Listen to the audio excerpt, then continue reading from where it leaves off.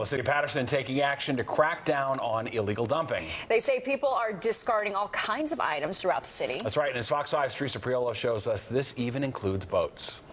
Imagine if this was your street where you're raising your family, except these aren't your tires, that's not your lawn chair, that's not your sink, this is not your garbage.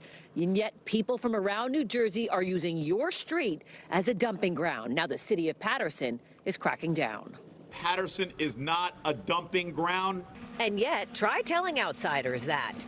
Trash of all kinds appears on quite a few city streets. Some of it's small, but then you find a boat in the middle of Bergen Street. Today we'll be taking 2 boats out of here. Last week we took a boat out of King Street and Summer Street, our most notorious dumping ground, and we cleaned up the area. Wednesday we'll be back down here doing a total cleanup of the lot, the street, and anything else that comes down here. Much of this stuff is quite costly to properly dispose of, which might be why it's just left here.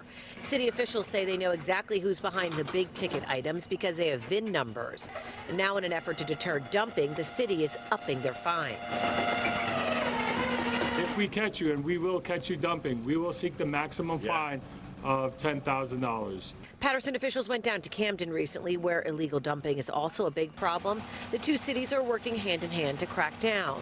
And while much of Camden's trash is from Pennsylvania, folks here aren't sure where all of this is coming from. We need your help. If you see something, say something. If you see people coming into our city dumping garbage, construction debris of any kind of material, please call our police department. Today it's a $10,000 fine, but tomorrow it could be 15 or more. There's also chatter Patterson will tap into cameras around the city in an effort to stop this once and for all.